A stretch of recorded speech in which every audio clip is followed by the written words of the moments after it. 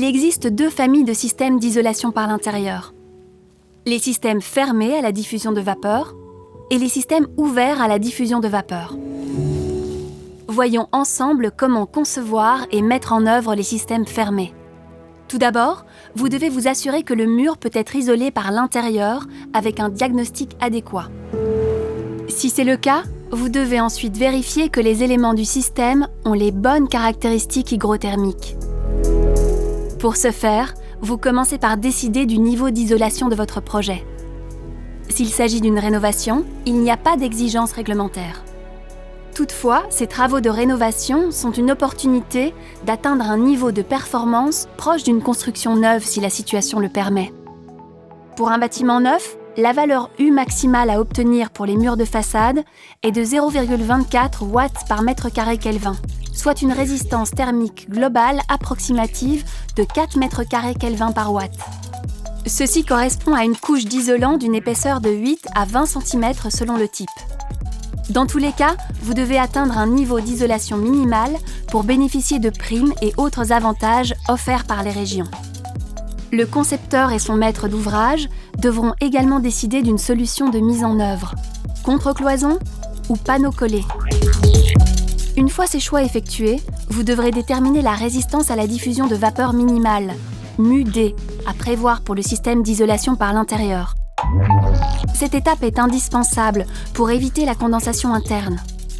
Cette résistance peut être atteinte par l'isolant lui-même ou par une membrane qui complète le système.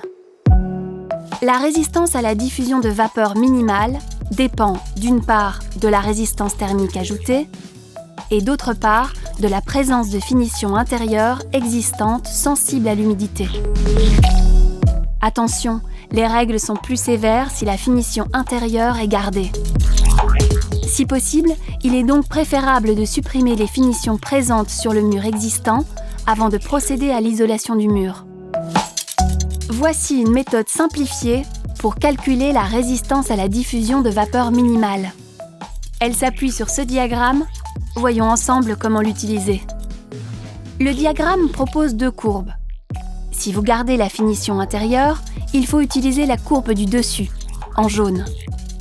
Si vous supprimez la finition intérieure, il faut utiliser la courbe du dessous, en rouge. Si la finition intérieure n'est pas sensible à l'humidité, vous pouvez également utiliser la courbe du dessous. Prenons un exemple concret. Vous voulez isoler avec des panneaux EPS et vous visez une résistance thermique de 2,5 mètres carrés Kelvin par watt. Calculons tout d'abord l'épaisseur d'isolant à mettre en œuvre. Disons que ces panneaux ont un lambda de 0,04 watts par mètre Kelvin. Il faudra donc en poser 10 cm d'épaisseur pour atteindre la résistance thermique de 2,5 mètres carrés Kelvin par watt. Quelle est la résistance à la diffusion de vapeur de ces 10 cm d'EPS ? Et est-elle suffisante ? Dans la fiche technique, vous pouvez lire que les panneaux EPS ont une valeur μ de 60. Multiplié avec les 10 cm d'épaisseur, vous obtenez alors une résistance à la diffusion de vapeur μD de 6 mètres.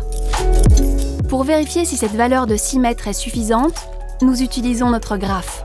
Il faut commencer par l'axe du bas. Il représente la résistance thermique que nous avons fixée à 2,5 mètres carrés Kelvin par watt. Considérons que la finition intérieure existante a été enlevée. Nous utilisons donc la courbe du bas, la rouge. Celle-ci nous indique que la résistance à la diffusion de vapeur minimale doit être de 2 mètres. La valeur μD de 6 mètres obtenue uniquement avec l'EPS est largement supérieure aux 2 mètres lus sur le diagramme. Il ne sera donc pas nécessaire d'ajouter une membrane par vapeur. Imaginons cette fois la même situation, mais on garde la finition intérieure existante. Vous devez alors lire la courbe du dessus du graphe, beaucoup plus contraignante. Dans ce cas, la résistance à la diffusion de vapeur minimale passe de 2 mètres à environ 10,5 mètres. La valeur μD de 6 mètres obtenue avec les 10 cm d'EPS ne suffisent plus. Il faut obligatoirement ajouter un pare-vapeur.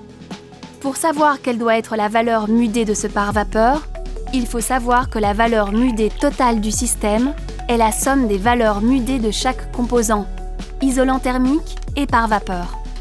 Dans notre exemple, Le pare-vapeur devra avoir une résistance à la diffusion de vapeur de 4,5 mètres minimum pour, avec l'isolant, atteindre les 10,5 mètres recommandés par le diagramme. Cette méthode simplifiée permet de répondre à de nombreux cas, mais elle est limitée dans son application. Pour certains cas particuliers, il sera nécessaire de réaliser une étude hygrothermique spécifique. Outre la conception, la mise en œuvre de ces systèmes devra se faire en évitant tout mouvement d'air entre le mur existant et la couche d'isolation, et en garantissant une étanchéité à l'air continue. Enfin, les nœuds constructifs devront être correctement conçus et réalisés. Buildwise vous accompagne. Faites appel à notre assistance technique et trouvez des informations et formations utiles sur buildwise.be.